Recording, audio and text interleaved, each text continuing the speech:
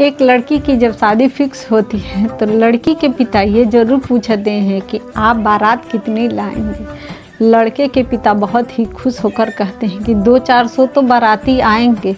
मैं तो लाता अपने बहुत सारे रिश्तेदार को, लेकिन देख रहे हैं कि आपकी उतनी क्षमता नहीं है। तो लड़की के पिता बहुत ही नर्म आवाज़ में बोलते हैं कि इतना ज़रूर लाइएगा जितने से कि मेरे मान सम्मान को ठेस न पहुँचे, मैं बढ़िया से आपका आदर सम्मान और स्वागत कर सकूं। तो कहते हैं कि आपकी तो औकात नहीं है हम लोगों के लेवल में आने की, लेकिन लड़के के जिद के कारण मैं झुक गया। ऐसे स्वर सुनकर वो चुप हो जाते हैं और बारात आती है, शादी होती है, उसके बाद विदाई हो जाती है, लड़की ससुराल चली जाती है।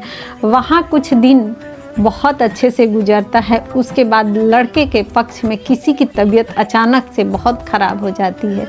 लड़की वाले के घर खबर आता है कि लड़की के ससुराल में किसी की तबीयत खराब हो गई है। तब उनके पिता वहाँ जाते हैं देखने के लिए।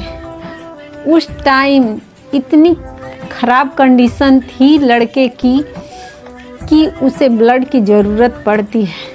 तो लड़के पक्ष में हर एक रिश्तेदार में फ़ोन करके ये बताया जाता है कि अगर इनका ब्लड किसी से मैच करता है तो उतने मेरे पास पैसे नहीं हैं, लेकिन ब्लड की ज़रूरत है, कोई ऐसा है कि अपना ब्लड दे सके। उस टाइम कोई खड़ा नहीं होता है। तो लड़की पक्ष कहते हैं कि मेरे पास अभी इतने पैसे हैं, भले ही किसी का ब्लड मैच करे या ना करे, लेकिन ब्लड खरीद करके आपके बच्चे को चढ़ाया जाएगा।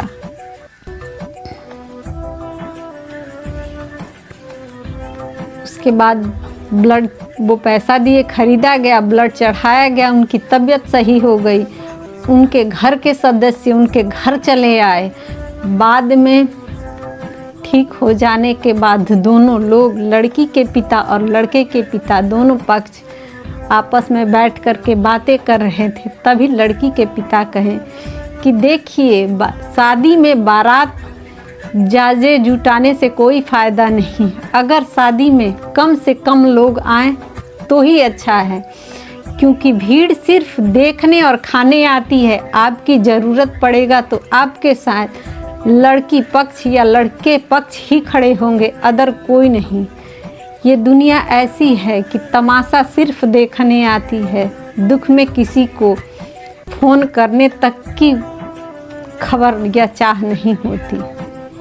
इसीलिए दिखावे के दुनिया से दूर रहें, उतने ही लोग लाएं जितने की ज़रूरत हो,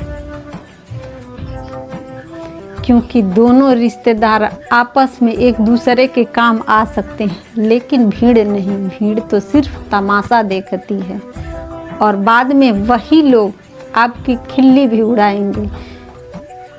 इसीलिए इन चीज़ों का बहुत ध्यान रखें।